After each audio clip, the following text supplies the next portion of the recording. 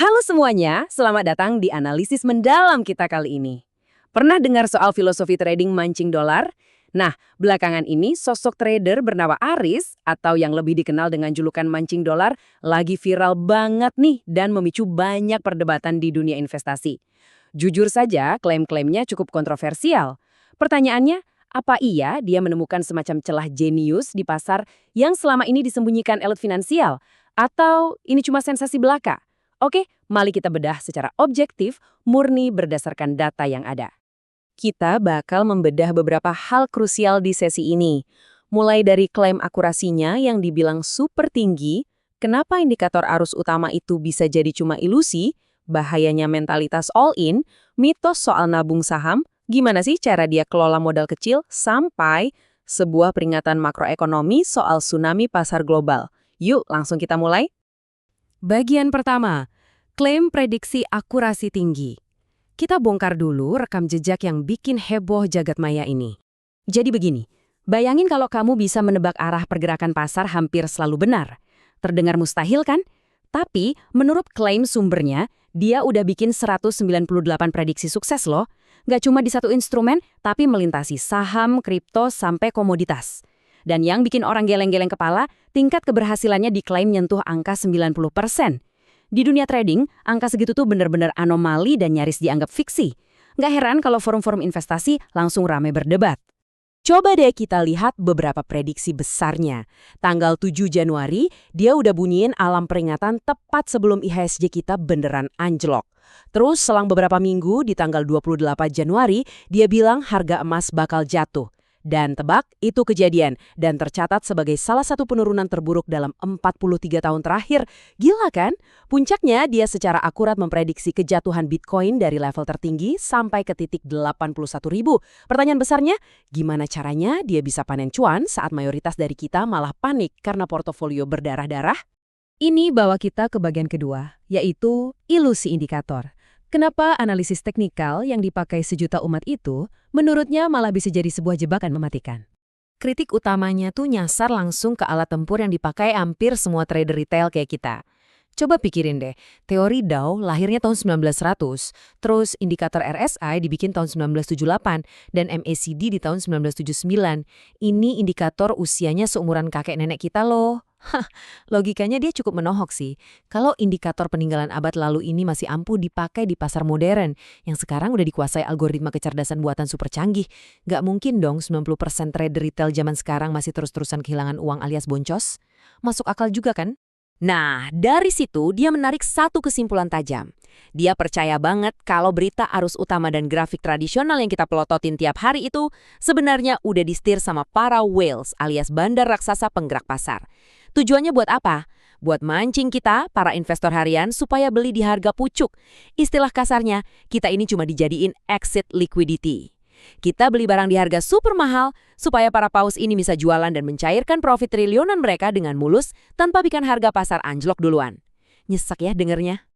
Oke, lanjut ke bagian 3, bahaya mentalitas all-in. Di sini, kita ngomongin gimana trading bisa berubah jadi spiral psikologis yang terus menurun.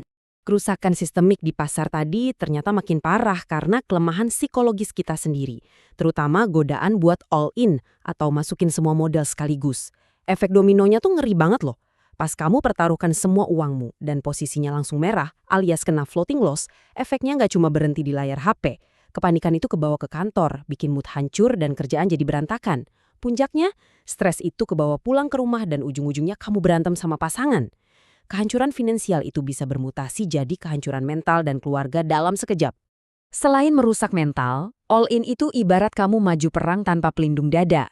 Kamu rentan banget sama yang namanya peristiwa Black Swan. Ini tuh kejadian super langka, berskala masif, dan benar-benar di luar dugaan. Misalnya, tiba-tiba ada perang geopolitik pecah atau pengumuman tarif dadakan dari negara adidaya.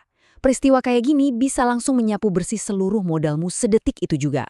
Padahal kalau kamu nahan diri dan gak serakah buat all-in, kamu bisa duduk tenang, nunggu debunya reda, dan ambil peluang baru yang lebih aman.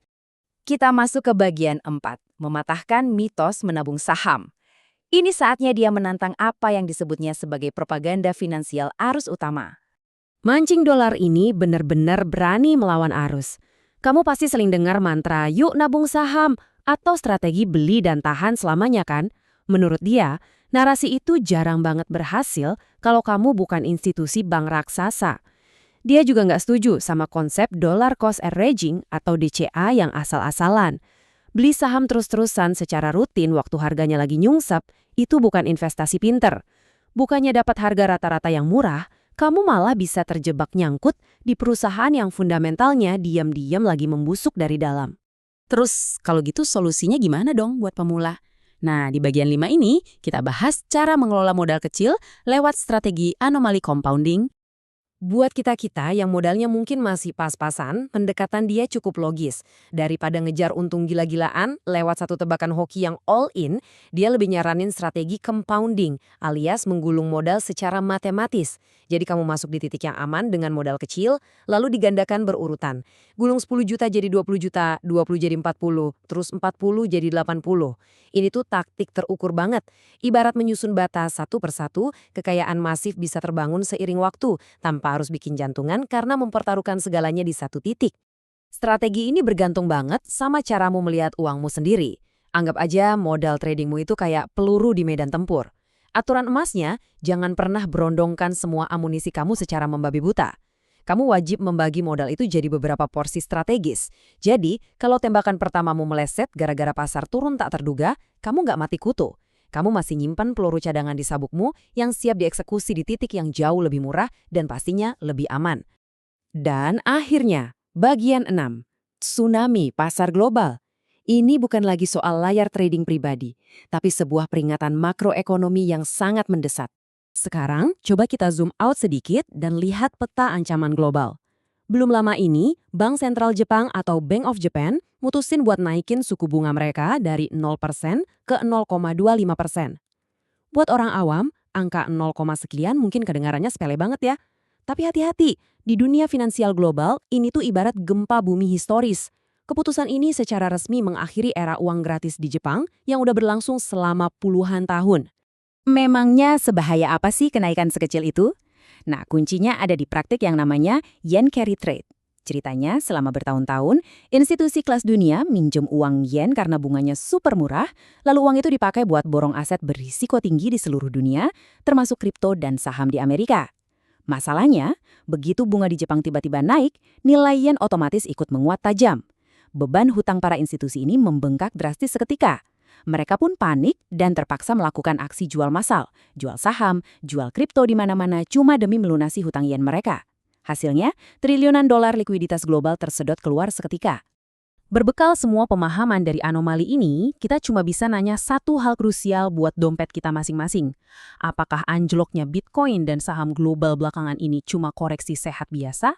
Ataukah jangan-jangan ini adalah tanda air laut yang lagi surut, sesaat sebelum tsunami carry trade benar-benar menghantam pelabuhan finansial kita secara penuh?